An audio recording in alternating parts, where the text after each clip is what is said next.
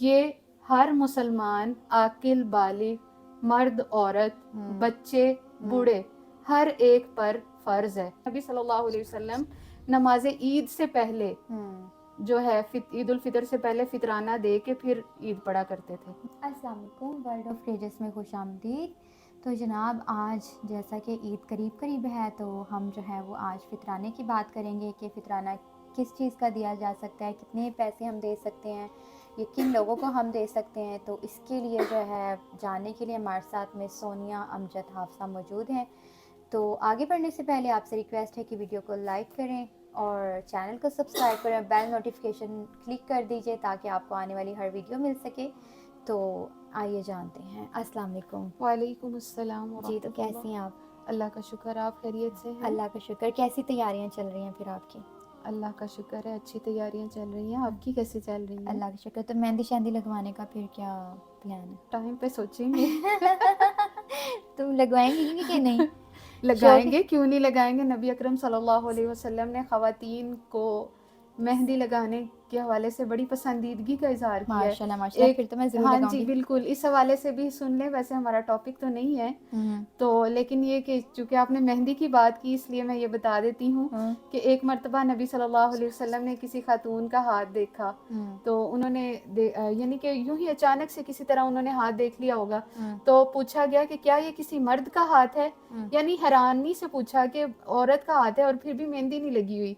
تو پھر اس سے یہ جو حدیث ہے وہ نبی صلی اللہ علیہ وسلم کی روایت ملتی ہے کہ آپ نے مہندی کہا کہ اپنے ہاتھوں پہ مہندی لگائے تو وہ ظاہر خاتون لگتی ہے. تو مہندی لگانی چاہیے، لیکن اس میں ایک اور چیز، جیسے آج کل ہماری مہندیاں چل گئی ہیں ان سے تو وضو ہی نہ ہونے کے امکانات ہوتے ہیں، وہ جیسے لیئر سی اترتی ہے. تو اس طرح کی مہندیاں لگانے سے ذرا اجتناب کریں. ویسے اللہ کے نبی نے حکم دیا ہے اور یہ پسندیدہ ہے کہ جہاں عورت کو موقع ملے، کوئی تہوار ہو یا کوئی بھی اس طرح کا ایونٹ آ رہا ہے جہاں پہ مہندی لگانی چاہیے تو مہندی ضرور لگانی چاہیے. یا شادی شدہ خواتین کو اپنے ہسبینڈ کو خوش کرنے کے لیے مہندی لگانی چاہیے. لیکن مہندی اس وقت نہیں لگانی چاہیے، وہ مہندی نہیں لگانی چاہیے جو آپ کے وضو میں خلل پیدا کرے. اور آپ کو پتہ ہے آج کل یہ جو کون مہندیاں چلتی ہیں اس سے تو وہ لیئر بن جاتی ہے پوری. جب وہ اس کو آپ ایسے کر کے کھرچتے ہیں تو وہ پوری ایک لیئر اترتی ہے. اب ابھی کوئی ارک لا کے اس کو لگائیں، اس کو آپ یوں جب کریں نہیں، گے وہ اتنی گندی سی ہو جاتی ہے، مطلب پتہ نہیں جیسے کیا آپ نے مہندی نہیں، کوئی اور ہی دنیا کی چیز آپ نے اس میں جی لگا لی بالکل، ہے. اس کے بعد سکن بھی بڑی خراب ہوتی ہے تو وہ اصل مہندی نہیں ہوتی. نبی صلی اللہ علیہ وسلم کے دور میں ایسی مہندی نہیں تھی، وہ پودا ہوتا تھا مہندی کا جس کے ذریعے وہ مہندی لگاتے تھے. اچھا جی، اب ہم صدقہ فطر پہ بات کر لیتے ہیں کہ آپ کی ویڈیو لمبی ہو رہی ہے. نہیں کوئی بات نہیں. تو اچھا، اس میں صدقہ فطر جو ہے بیسیکلی فطر کو اس کو زکوٰۃ الفطر، زکوٰۃ الرؤوس سروں کی زکوٰۃ، زکوٰۃ الرقاب گردن کی زکوٰۃ اور زکوٰۃ الابدان کہا جاتا ہے، یعنی جسموں کی زکوٰۃ. یہ ہر مسلمان عاقل بالغ مرد عورت بچے بوڑھے ہر ایک پر فرض ہے، چاہے وہ غریب ہو یا امیر. غریب ہو یا امیر ہو. غلام پر بھی صدقہ فطر ضروری ہے. اچھا. یہ واجب ہے. اس میں جو شریعت میں ہمیں الفاظ ملتے ہیں اس حوالے سے واجب کے ملتے ہیں.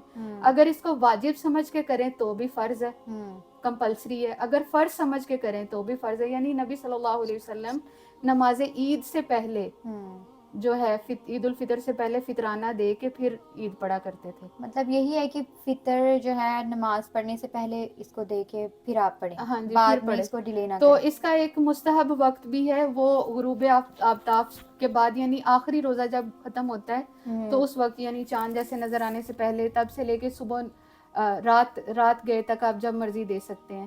اس کے علاوہ ایک ہوتا ہے پسندیدہ وقت، جو یعنی آپ یہ کہیں کہ آپ اگر چاہیں ان دنوں بھی اگر کسی کو دینا چاہیں تو وہ عام صدقہ شمار ہوگا. صدقہ فطر کے 2 ہی اوقات ہیں، غروب آفتاب کے بعد، ٹھیک ہے، غروب آفتاب کے بعد آخری روزے میں، اور صدقہ فطر نماز عید سے پہلے. جو نبی صلی اللہ علیہ وسلم کی سنت ہے وہ نماز عید سے پہلے دیا کرتے تھے. ماشاءاللہ، پہلے ہی دینا چاہیے. جب وہ ایسے کرتے تھے تو ہم تو جی ان کے ظاہر غلام ہیں ہے، اور ہم تو بالکل ان کو فالو کرنا ہے ہم نے. جی. تو اس کی کیا دینا چاہیے، مطلب فطر میں کیا حکم ہے؟ اس میں عام طور پہ وہی خوراک دینی چاہیے جو ہم کھاتے ہیں، اور جو نبی صلی اللہ علیہ وسلم کی سنت سے ثابت ہے نا چیزیں، وہ یہ ہیں دال، چاول، لوبیا اور وہ چیزیں جن کا وزن جو ہے یعنی کہ اس کی جو اس مقدار ایک سا بتائی ہے نا، اور ایک سا ہوتے ہیں کسی درمیانے درجے کے بندے کے، جیسے جس کی قد و قامت جو ہے ہائٹ جس کی درمیانے درجے کی ہو، جس کی جسمانی قوت وہ بھی درمیانے درجے کی ہو، یعنی نہ زیادہ موٹا ہو نہ پتلا ہو، تو اس کے چلو کے 3 ہتھیلیاں. تو اس سے ہمیں یہ پتہ چلتا ہے کہ ہر انسان کا جو فزیکل سٹرکچر ہوتا ہے اس کے اکارڈنگ صدقہ فطر نکالا جاتا ہے. تو مطلب تقریباً کتنا بنتا ہے اندازے کے مطابق؟ یہ 1.5 کلو کے راؤنڈ اباؤٹ، مطلب یہ میں وہی عرض کر رہی ہوں نا کہ مختلف بنتا ہے. جیسے کوئی پتلا ہے انسان تو اس کے ہتھیلی کی جو مٹھیاں ہوں گی وہ اس حساب سے ہوں گی. اس کو بھر کے؟ ہاں جی، بھر کے. مطلب وہ آپ وہ تو ہم کوئی بھی چیز آٹا بھر کے اگر اس میں ڈال لیں یا چاول بھر کے یا دیکھیں ہمیں وہ چیزیں ڈالنی ہوں گی جو نبی صلی اللہ علیہ وسلم آٹا، کیا مطلب ہمیں کرتے. ایک چیز کا بھر کے جیسے اب چینی پتی چائے اس کا نہیں ہم کر سکتے. ہاں مطلب آٹا، لوبیا، چاول، دال، اس کو ہم 3 بھر کے تو وہ ہم کسی کو دے دیں.